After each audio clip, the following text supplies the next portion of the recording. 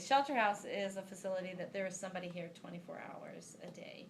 We serve those who have experienced domestic violence as well as sexual assault. Our domestic violence component, we provide counseling, we provide shelter. We do that for children and adults, males and females. The males can be victims of domestic violence. We tend to see the majority are females, but we also serve a population of the males that are the perpetrators. And so they don't come here on our facilities, but we have a class called Alternatives to Violence, and we facilitate that. Most of that is court ordered. Sometimes when a relationship has broken down and that is happening, a spouse or a boyfriend will say, hey, I'll go to counseling or I'll go to whatever, and they will attend that class. And we have seen people go voluntarily and the relationship be restored. So, so that's kind of where that is. Everything is free except that Alternatives to Violence program. It's a sliding fee scale. So if there's very little or no income, the fee is very small. If there's more income, the fee is a little larger for that. And that's a several-week program. And then our sexual assault, what we have is our sexual assault nurse examiner. So somebody could call us right when an assault has happened, and we would have a forensic exam done. They do not have to press charges, but the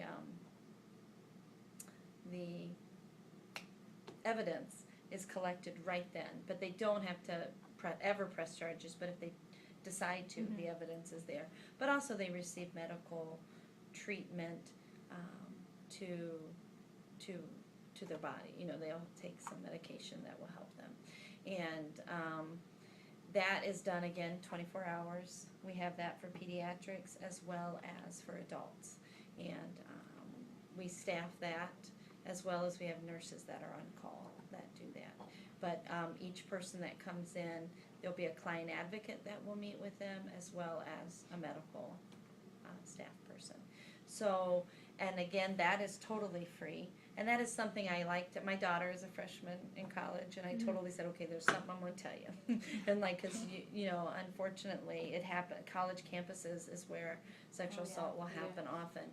And that treatment and those programs, they exist in Mount Pleasant, and it can be done without insurance being billed, and the treatment can be done without insurance, so that if you don't want to, you know, because your parents will get that insurance statement and go, what happened, you know, and you know, that way you can tell, you know, your parents when and if that is something. So I tell that to everyone, just because you guys will come in contact with people, but that's 72, 96 hours are pretty crucial.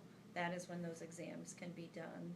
And also, it's not even about the exam, but it can be support, like right away, so that, and an understanding of what happened, and walk alongside somebody. So, but we have domestic violence support groups, we have sexual assault support groups, we have those who are parents of somebody who has been sexually assaulted, because sometimes it is hard to be that parent, if it's a child or even as an adult, to be there and say the right things and not get anxious and things like that. Do be there for your child and be a supportive person. So that will be there, as well as we have counseling for adults who maybe were assaulted as a child and just now able to deal with it right now. So we have events throughout the year for our clients. We have Christmas party, we have a back to school event, we have domestic violence awareness events, as well as sexual assault awareness events. Sexual Assault Awareness Month is in April. Domestic Violence Awareness Month shares it with Breast Cancer Awareness, which is October. So kind of like nobody notices that we're doing it, but we're like, yay! So so that is done. Sometimes you'll see things on college campus those months. One of the things is kind of painted jeans or denim day, because in the 1970s in a foreign country, somebody was told that they were not raped because she had jeans on, and so that was kind of suggestive.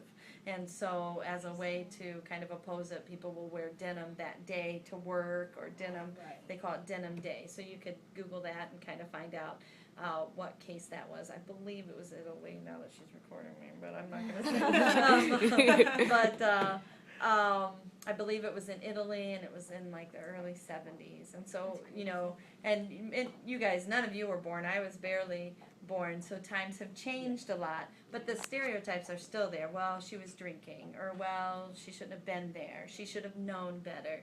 And so they're still there. They're just there in a lesser degree.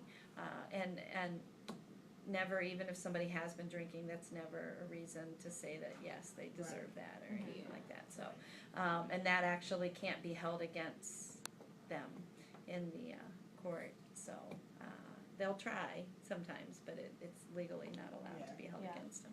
So